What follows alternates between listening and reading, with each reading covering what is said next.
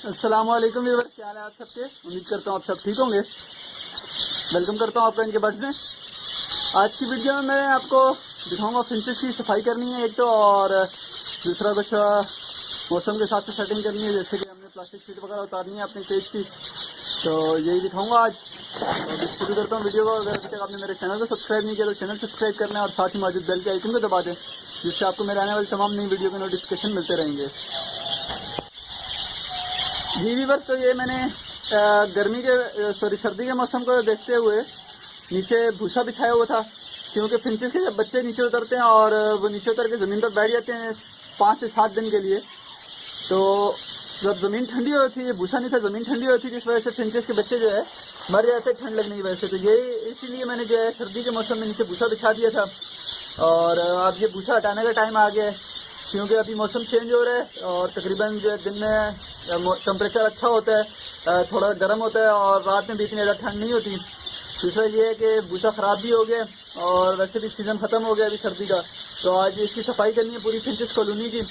इसके अलावा जो प्लास्टिक शीट जितनी भी है मैंने बिछाई लगाई हुई थी, जैसे आप देख सकते हो साइड पर मुस्तकिल लगी है। सामने जो है मैंने इस तरह लगाई थी जो दिन में हट जाती थी। तो ये प्लास्टिक शीट हटाने का भी टाइम आ गया है, क्योंकि टेम्परेचर वगैरह तो नॉर्मल हो गया है, अभी सही हो गया। आगे ऐसा ऐसा गर्मी की तरफ जा रहा है और ठंडी हवाएं भी ख़त्म हो गई हैं। तो दूसरा ये है कि जो मौसम चेंज हो रहा है इसमें फ्रेश एयर परिंदों को बहुत ज़रूरी होती है। अगर आपका ओपन शेड है तो जो प्लास्टिक शीट वगैरह आपने लगाई थी वो हटाने का वक्त आ गया, और अगर आपका शेड का रूम के अंदर है, कमरे के अंदर आपने सेटअप बनाया हुआ है, तो आप इस तरह का इंतज़ाम करें कि फ्रेश एयर का जो है आमदोरफ्त हो सके अच्छे से। इस मौसम में परिंदों को फ्रेश एयर बहुत ज़रूरी चाहिए होती है। तो इंशाल्लाह वीडियो में अभी जो है